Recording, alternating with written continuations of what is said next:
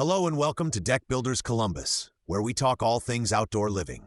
Today, we are going to look at multi-level decks and ask a simple question. When do extra levels really make sense? Multi-level decks can look impressive, but they also bring more structure, more stairs, and more cost. Our goal is to help you decide if those extra steps are worth it for your home. First, let's talk about the yards where multi-level decks can actually solve a problem. If you have a sloped yard, a walkout basement, or a door at one height and a patio at another, different levels can sometimes create smoother transitions. For example, an upper deck at the main floor can handle dining and grilling, while a lower deck or patio closer to the yard can hold a fire pit or lounge area. In situations like that, separate levels can help you connect the house and the yard in a more natural way. Now, it is important to remember that every level needs structure. Each tier needs its own framing, support posts, and usually railings. The connections between levels also need stairs or steps. All of this adds material and labor.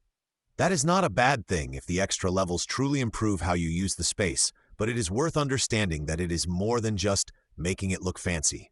Daily use is another key factor. Every time you add a level, you add steps. Those steps are not just a drawing detail. They are something people will climb, carry food up and down, and navigate at night. For some families, that is not a problem. For others, especially households with young children or older adults, too many levels can actually make the deck harder to use. In those cases, a single larger platform with clearly defined zones may serve you better. Layout plays a big role in whether multi-level decks work well. If an upper level is too small, it may feel cramped when you add a table and a grill.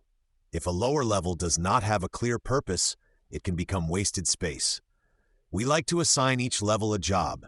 Maybe the top is for cooking and dining, and the lower is for lounge seating and a fire feature. When each level has a clear function and is easy to reach, the whole setup feels more natural. Materials and lighting become even more important on multi-level decks. Using low-maintenance composite decking can help keep all those surfaces looking good with less effort, which matters when you have more square footage spread over multiple tiers. Composite lines from brands like Trex often offer matching boards and trim that help you highlight stair edges and landings. Good lighting on steps, railings, and transitions is critical so people can see each change in level, especially in the evening. In some yards, the best solution is actually a hybrid. A single main deck at the door with a gentle transition down to a patio. You still get a sense of different zones without stacking multiple wood platforms. The choice depends on how your yard is shaped, how you move through the space, and what you want the deck to do for you day to day. If you are not sure whether a multi-level design makes sense for your home, you can reach our team at 614-412-4686 or visit toughdeckbuilderscolumbus.com to talk through your ideas.